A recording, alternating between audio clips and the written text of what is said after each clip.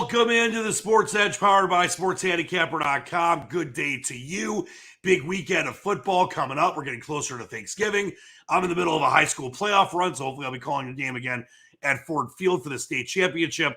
But we got lots to get to, and of course, golf as well. We've got the nobleman. The champ of the Westgate is here, Sealy McNeely. Jam Sam, Britain's finest, Pip Pip Cheerio. Are you happy with the new prime minister? Don't care. Well, I know you don't care. You live in Costa Rica. I haven't lived in England for 20 years, so it makes no difference.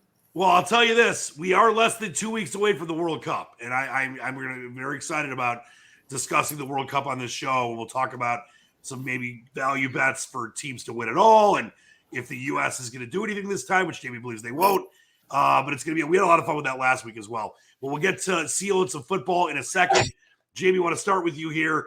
And, of course, no one expected Tony Finau to be 8 under today. I mean, the guy's a great player. He's one of the best in the world, and he had the back-to-back wins last year. He's at 13 under. But the good news is one of your selections still doing fantastic. Another selection is climbing his way up the leaderboard as well. And, as we talked about a lot on this show, Jamie, it's when you look at golf, it's all about value. And, Scotty Scheffler was a favorite this week. I know he's had a good day today. But you got to find value. And when you look at this tournament, if Finau doesn't continue to blast off, there's going to be chances for guys that you liked. And these are the kind of tournaments that, we only have a couple left before, I guess the silly season and the beginning of the year, even though this is still the last wraparound year for the PGA. But I really like where you went this week and kind of let everyone know where you settled on your guys. And of course, you can check out Jamie's stuff at scratchcaddy.com, and we're going to throw up the worksheet in just a minute here. But is Tony Finau going to run away with this, or do we have a chance this weekend? Well, I mean, Finau's putted. I mean, he's putted lights out, hasn't he, for the last 2 days?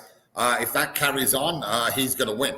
It's as simple as that. But one of the reasons I didn't bet Finau, I didn't bet Scheffler, I didn't bet Sam Burns. I know there's a lot of people on Sam Burns this week. Sam Burns is going to miss the cut. Yeah, no, exactly. But one of the things I noticed last year was after the Ryder Cup, it took the winning US Ryder Cup team till February for one of them to win. Which was a lot of events, a lot of starts for them all. Now, obviously, the President's Cup is not the same as a Ryder Cup. It just isn't. But you know what? If that philosophy holds true, that was one of the reasons why I didn't bet Scheffler, Burns, or Finau. And it's one of the reasons why I'd still bet against Tony Finau right now.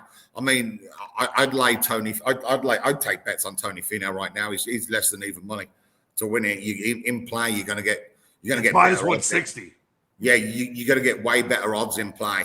So I mean, you can bet other players and then bet Finau back in round 4 if you want. But yeah, I mean, our main guy this week was Aaron Wise. You look at this event over the last couple of years. It's funny, the last 2 winners of this event on this course, both of them have gone over to Live Golf. Jason Kokrak and Carlos Ortiz. So it's the Houston Open, obviously played in Texas. Kokrak had already won in Texas. Ortiz was from Texas, lived in Texas. I think he went to university in Texas. They both had form in the fall series events the year before and that year. So that was kind of where I was looking for, either, a form in the fall series at this time of year. I think it's this time of year is kind of weird. You kind of realize the guys who are just kind of playing to go through the motions and the guys who actually use these events as a sort of springboard to keep their card. And it'll be the same next week. So I always look at the guys who do play well in October, November. And those are the guys who we predominantly went with. Aaron Wise was the first one. He had top 20s the last 4 starts in October, November. He's already got 4. He's already won in Texas as well. He won at Trinity Forest, was it? I think they played. They used the Trinity Forest golf course. It was a Ben Crenshaw course. I think they only used it once or twice, but he'd already won there. And he's got some form around here. I didn't like the price, really. I thought 16-1, 15-1 was very short for him. Yeah, probably should have been closer to 25-1 in my opinion. But you know what? It was kind of FOMO bet, wasn't it? It's like fear of missing out. I mean, if he's going to win, this does look a good opportunity for him. Well, Jamie, just really quick, he did end up yesterday tied for the lead, so there's a reason. I mean, first round leader was something to look at. Maybe I think it was about 30-1 for first round leader. Obviously, I think there was 3 of them, so turned into 10-1. But I mean, it was I don't think it's a value bet. I just think it's a safe bet. You're probably going to be, it was a bet that if I didn't bet it, I'm going to watch him win it. Well, Jamie, before I think we make a good point here, and I think you brought up something really important because we talk about value bets on this show a lot, and whether it's for golf or obviously football as well. He might not have been the value bet that he could have been if it was 25-30-1, which would have been obviously a lot more fair. I think. I mean, obviously the field's not that good, but there's still good players like the Schefflers you mentioned. Sam Burns was 6 over right now as we record on a Friday afternoon. He's going to miss the cut by a lot, but there's a difference between taking a Scheffler or a Rory McIlroy or a Justin Thomas, guys that are the top of those odds charts, 6.5-1, 8-1, 10-1, 15-1, whatever. And I know that Wise was right around, 3rd or 4th best odds, but Scheffler and Burns were the best, as you mentioned. And taking a guy like Wise, who, he might not be 30-1, but it's still a value bet because you're fading the guy that's sucking up the lowest odds. That, yes, could Scheffler run away with it? Finau was one of the top odds guys. Could he win it? Sure. But I think in a way that is a value bet in that sense. Does that make sense? Well, no, exactly. I mean, you look at the top of the lead, at top of the market. I mean, Scheffler was 6-1. Then it was Sam Burns. Well, right. if you want to go with the old Ryder Cup theory that that they sort of down tools after the Ryder Cup, and Matsuyama, who I've been saying forever. Matsuyama always needs a warm-up event before he wins. He never wins cold. He will only win, he needs a warm-up event, and then he'll win the week after. If he plays in the RSM next week, I'd maybe look at him. He's already won on a coastal Bermuda course there in Sony. But Matsuyama, whenever he's had a break and he comes back first event, is the first one off the list. So by the way, he's just 1 under right now, which is 12 off the lead. Yeah, so I mean, when you look at it like that, maybe 16-1 wasn't a bad bet if you didn't like 3 of the top 4 in the betting. Davis Riley came back into it today, didn't he? He sure did. Really quick, as we're recording here right now, he's still he just finished 6 under on the day, and he's moved up 55 spots, Jamie. Yeah, and again, I mean, I know Finau is a few shots clear right now, but it's only one player. Right. It's not as if he's got a bunch of guys ahead of him. I think he's 9-10 under after that. So he's only 4 or 5 off that. There's still 36 holes left. And Scheffler Finau, there's always a chance when it's just one guy that he has a bad round. So, we'll see what happens with Finau. As I said, if he carries on putting like he's putting, it's already game over. But, hey, listen, we've seen this too many times, haven't we? Now I know Finau has kind of got over the line a couple of times last year, and he's used to winning now. Which if he hadn't have won those 2 events earlier on in the season, you'd definitely be against him right now. But yeah, Davis Riley was the one guy. He won in Texas on the Corn Ferry Tour. He had a 2 top 10s there in Texas, and he's one of those players a bit like Cameron Young. He's got to win at some stage. Like I said, again, in a tournament where if you kind of didn't like the top of the market, he was definitely a play there as well. And Sebastian Munoz, I mean, I know we were on him last week, and I'm kind of waiting for this guy to do something. But again, he just like Ortiz, he's from Texas, plays well in Texas. He's had 3 top 10s there in Texas over the last year. So, it was just one of those things, wasn't it? He's got some form in this time of year as well. And at 50-1, again, as I said, it's all relative to if you don't like guys at the top of the market, you can pick and choose guys further on down. And, but those were the 3 guys who we had this week. It was a bit of a low-key week. I didn't really, Monday I was busy. Tuesday I was sick. So I didn't really get into that much detail. But those were the 3 who kind of stood out for me early doors. Hopefully you're feeling better, right? You seem great. Yeah, no, a little bit. Yeah, I mean, we'll see how it goes, but You know, we're still above ground. That's the main thing, right? That's what matters. Finau, of course, as we mentioned, you know, he's in the lead right now at 1,300. He had a great 862. But you look at Aaron Wise, one of Jamie's selections.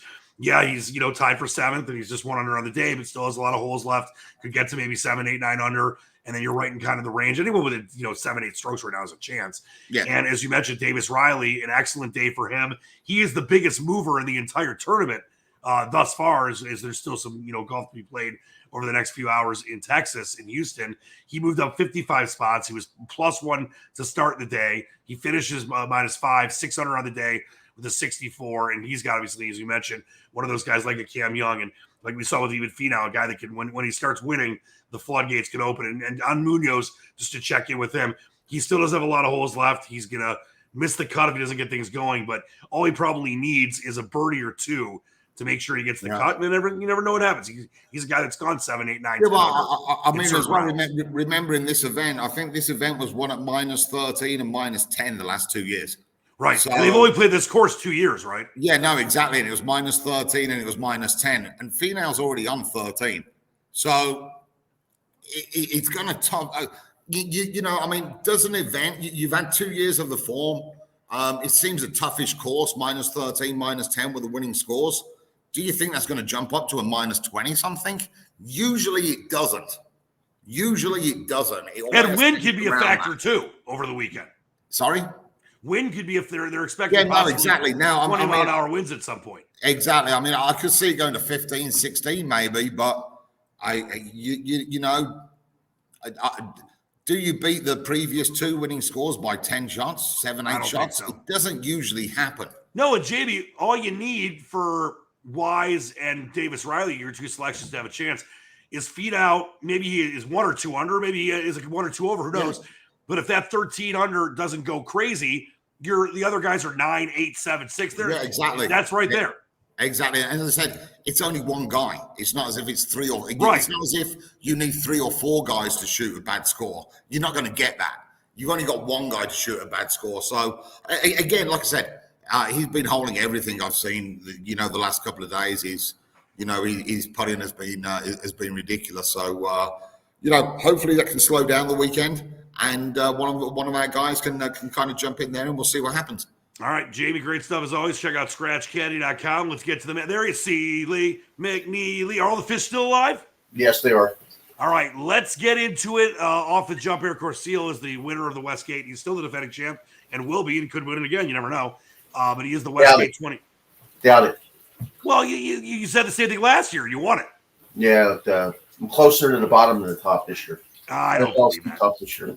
All right, well, listen, sportshandicapper.com is the site. Let's talk a little college football before we get into the pros. We're in a weird, I don't want to say weird time, but it's just this kind of sweet spot of the season where you're getting close to, obviously, the conference title games and teams having a chance to win their conference, but there's still some big games to be played, and obviously monumental rivalry games that are coming up as well, including my Wolverines at Ohio State, Auburn, Alabama, things like that, and obviously the chance for some teams to still get into position to be in the playoff.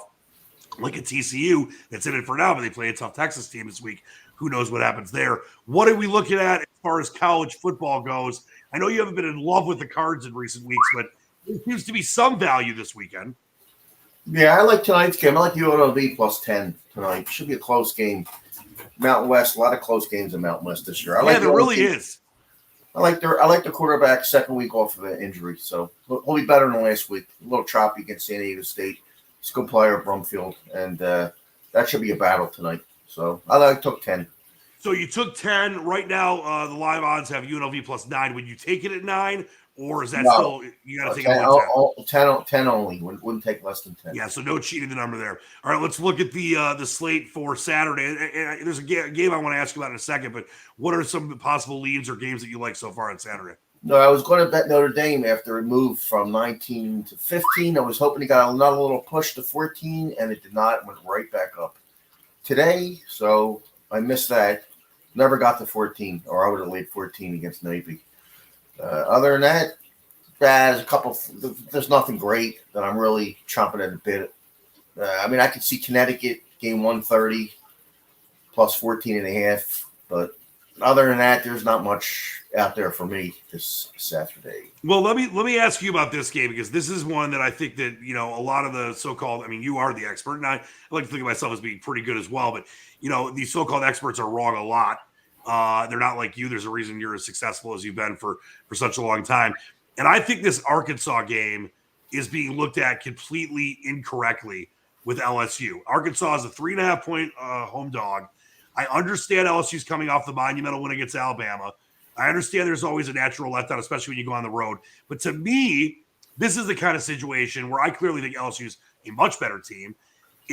They're on the road. They're not at home. It's not like our guys from Eastern Michigan Seal, I know you're the king of the MAC, where they'll play this amazing game and beat Arizona State as almost 20-point dogs on the road, come home and lose by 30 at home to Buffalo in front of like 8,000 people. It's not one of those situations. It's on the road. It's an Arkansas, crowd that's going to be fired up. I think that this is the wrong spread. I think LSU is definitely a buy, even at 3 and the key number at 3.5. Am I crazy about that, or do you think that Arkansas? I mean, what are you feeling about this game, or what are you hearing from some of your sources? I haven't seen anything on the game, but Arkansas just came off a loss to Liberty, so right. Home. I think this line is terrible. Still, I wouldn't bet LSU off of beating Alabama. I wouldn't bet it. Yeah, listen, it doesn't happen often. I get it. It's a monumental win for them. And then there's one more game college-wise before we go to pros here I want to ask you about. This is another game I think that is on the wrong, has the wrong line. You look at TCU and Texas. TCU in the college football playoff right now. This line not only had a key number to basically settle on for most of the week. Now it's off the key number. Texas minus 7.5 against a TCU team. And yeah, I know the strength of schedule isn't the greatest compared to like SEC teams, but whose are these days? 7 and a hook with TCU, great defense, great quarterback. They could score in bunches. They obviously won a big game on the at home last week where it was closer than I think a lot of people thought it was going to be for a minute, and they kind of ran away from it. What about that game? I think that's another wrong, another bad line. Yeah, I mean TCU's surprised a lot of people this year. I guess the Lions maker haven't caught up to them yet. I looks like a tough game to me. I saw Texas take apart Oklahoma this year. Oh yeah, Oklahoma's not that great. Not really. I guess not. But I don't know. I mean, I wouldn't bet against TCU. Yeah, TCU, as I mentioned last week, Texas Tech. I actually like Texas Tech plus the points, and I thank God I got it before it went down to 9.5. It was 10.5 when I got it, and they barely covered. But it was a very close game till the end, and I understand that. But this is a team that destroyed. I guess maybe destroy is not the word, but they beat West Virginia pretty badly on the road until the end of that game. They won by 10. They beat a pretty good Kansas State team. They beat Oklahoma State. That's all in the last 3 weeks. And then they, obviously the last week's game was against Texas Tech with one of these great, maybe future Patrick Mahomes type quarterbacks for the Red Raiders. I just think that's too many points. I know that in the Big 12, a lot of these games end up being 20, 30-point wins, even if it's two teams that are good against each other. I just feel like 7 and a hook for a team that's in the college football playoff right now. I know it's on the road, and I know Texas is doing it, obviously, trying to become the Texas of old with their new coaching regime. But I think that's too many points, Seal. Yeah, well, if TCU loses, they're not going to be in the. They won't make. Oh no, they lose this game, it's over. Yeah, well, I mean they won't be in the playoffs, so they better win for their sake. I think Sarkisian and Sarkisian's doing a great job at Texas, but I mean you got to love what they're doing at TCU. All right, let's talk about the NFL. NFL, Seal. I know you. I think you feel the same way. It's been very, very weird the last several weeks, probably the whole year. I know that they've had the fastest start to a first half of a season. Games are at 3 hours, the same period. I think the last time they had games that were that fast was back sometime. I want to say it was 93 or something like that. And I know that the average margin is 9.5 points, which is the lowest that it's been in I think 15 or so years. Are we going to keep seeing this trend going on? And where are you at with the NFL as we enter week 10? Yeah, well, we'll see this the rest of the year. I like 7 40-year start. There's so many teams that are within 3 points of one another. It's like a couple teams at the top of the league, everybody in the middle, and a couple horrendous teams. But most of the teams are right in the middle. So yeah, no, it's true, absolute true parity. It really is nuts. Let's talk about where your leans are this week in the NFL, and I've got a question about one game for you. I'm probably going to take a peck on Green Bay at home against Dallas. Should be a close game. I'll take over 3 there. The other game, I'm waiting for that they say Allen's not playing for Buffalo, which Right. it doesn't look like he's playing. Since the Case game Keenum. 6 points. I will lay Buffalo when it goes to like 2 or 1.5. I think I'm 100% with you. I mean, listen, the Vikings somehow, some way are leading the NFC North. The NFC North sucks. And I'm not saying the Vikings are terrible, but I think they've always been a little overrated. So this season, the Bills are the best team in the NFL. And yeah, it's Case Keenum, but they can run like crazy. And as long as Keenum doesn't turn the ball over a ton, the fact that they're in Buffalo, that they should be able to not just win by 3, maybe by 7 or 10. Yeah, well, we'll get when they say he's not playing, which doesn't look like he's going to play. I'll lay the adjusted line because it moved too much, and it's going to get better in 3. It would never bet it now. When do you think that will? Are they going to wait until tomorrow, Saturday? Sunday. So it'll be more of a game time thing, or maybe early, like 9 a.m. Sunday morning. Yeah, it'll be a Sunday morning thing, and these ding dongs they won't get enough +3, and they'll keep going down. Did you say these ding dongers? Yeah, I mean, the game moves 6 points, and then they say he's out, and then the game moves again. It's kind of in the line, if you ask me. So I'll be laying like a cheap money line price when it goes there. So. All right, I want to ask you about, and this is not just because I'm a Detroit Lions fan, and the Lions have been one of the best spread teams in the NFL, even under Matt Patricia for a couple of years. And I was all about them last week. I thought that not just the fact they were getting 3.5 at home, but Green Bay, just not playing good football. Lions have a great spread record against Green Bay at Ford Field the last decade as well anyway, during the Aaron Rodgers tenure.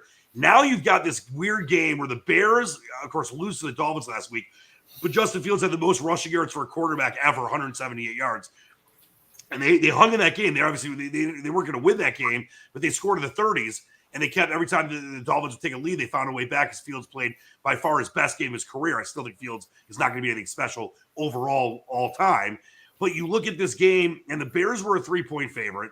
There obviously is a little sharp action on the lines. It's 2.5 even right now at multiple spots.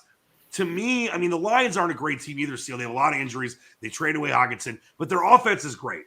And their defense has played a lot better over the last couple of weeks and was a huge reason they beat Green Bay last week. Their secondary played maybe one of the best games the secondary's played for Detroit in a couple of years. And I know that one of their, I'm forgetting the name right now, but one of the secondary guys was named Defensive Player of the Week in the NFC.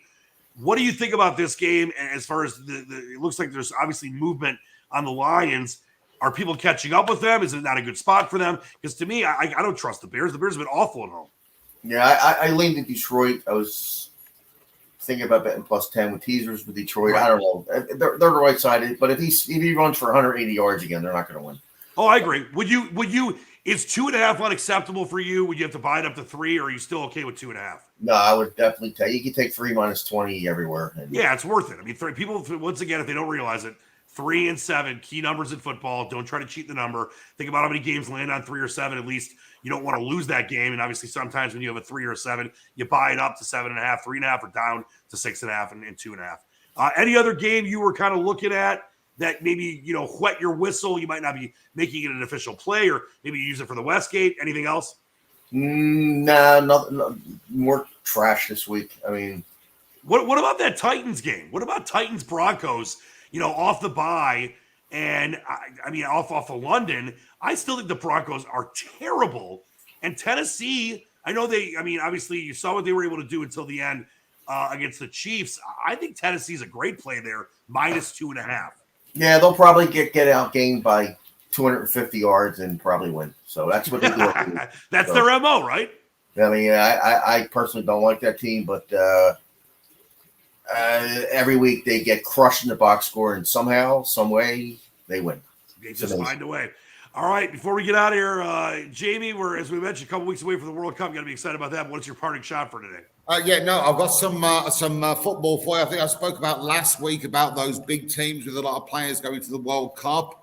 I think I went 3-1 last week on that, and there's a bet for tomorrow, I believe. Southampton at Liverpool. Southampton, new manager, so you're always going to bounce with that. The Liverpool manager, Jurgen Klopp, is not going to be on the sideline tomorrow. And, of course, Liverpool have got all the stars then that are heading off to the World Cup next week. Definitely don't want anything to do with them. I'll be against Barcelona, Real Madrid, Paris as well. against all of those guys this week with the +1.5, +1.75 goals. What's your opinion on this Indianapolis Colts game? Because I'll tell you for what, I actually quite like the Colts. Well, the Raiders, I'll tell you this. Well, obviously, you want to hear from Seal. He's the expert. The Raiders are, I think, one of the most disappointing teams in the last decade of the NFL through half a season. They were looked at not as necessarily a Super Bowl contender, but I was out in Las Vegas. I went to a preseason game. I was talking to people that covered the team. You know, they've got Derek Carr. They've got, you know, this. I mean, you look at what they were able to do to get Adams and a pretty solid defense, and they've been terrible. And they can't score, and they turn the ball over. The Colts, though, just hired Jeff Saturday, who wasn't even on the staff and has never coached before. And they fired, obviously, Frank Reich in the middle of the season. Seal, I think the Colts could end up going into a tailspin because Jeff Saturday will have no idea what he's doing. The only thing he's ever coached was high school football. And by the way, about 10 games under 500. I wouldn't touch the Colts the rest of the year, and I don't like the Raiders either.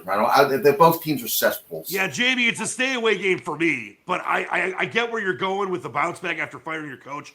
But Jeff Saturday's never coached before. And it's not that as well. It's like, I saw a comment made by D'Angelo Hall on Sunday night about Josh McDaniel and his head coaching skills, that he's got all the X's and O's and all of that. He can't lead a team. Right. He can't do it. I would rather have a team with a basic game plan who wants to work for the head coach and for their owner than the players who don't want to play for McDaniel. That's my opinion on it. Well, I'll give you. And again, they may get blown out and they may be completely out of their water, but that's what I think. I just don't like McDaniel. I don't like the Raiders. And, you know, hey, listen, Trump wasn't a politician. Zelensky in the Ukraine was not a politician. He was an actor. You know, but, you know, people go into jobs and they just give it their all and you see what happens. Yeah, I think it's a little different in the NFL, Jamie, but I'll just tell you this. I'll give you an example. You mentioned about Hall saying I'd say being a president of a country at war is a lot harder than being an NFL. Yeah, I know. We're carrying sports to war. Let's not do that. But Brady Hoke was the coach of Michigan before Harbaugh, and he was terrible. But he actually was an amazing recruiter. He was a great recruiter, had top 5 classes, but just couldn't lead the team like you mentioned. Mm-hmm. It's a big difference if you're a smart guy. I mean, obviously McDaniels was a great coordinator. When he went back to the Patriots, he won a Super Bowl. Brady 7th. But sometimes people can't lead from that top spot. Here in Detroit, Marty Morningweg, Jim Schwartz, Rod Marinelli. We've had all these assistants that have been great assistants and terrible head coaches. Matt Patricia. So I get your side of that too. And also as well, I like Seattle in Germany. I mean, there's no way Tampa should have won that game last week. Tampa, you know, that's the difference. Bucs are a bad team. Seattle and Indianapolis for me there. LSU and South Florida. South Florida fired the head coach, obviously. Teams firing the head coach, 5-0 on the spread this year. Ooh, is that in college? Just in college? College football. Nice stat there, buddy. All right, see what you got. And also as well, just to let Remembrance Day today. I think there's a lot of people in this world should remember that, you know, the sacrifice that a lot of people made so that we can all enjoy the freedoms that we have today. You just took my parting shot, and I'll reemphasize. But great, it's a Veterans Day, by the way, is what it's called here. But it is so important to remember those that served. Seal, what do you got? Veterans Day, same thing. He stole my thunder. Happy Veterans Day, all the veterans out there. Yeah, I'll tell you this. My grandpa was a JAG in World War II. Helped do what can I say the word right now? Reparations in France.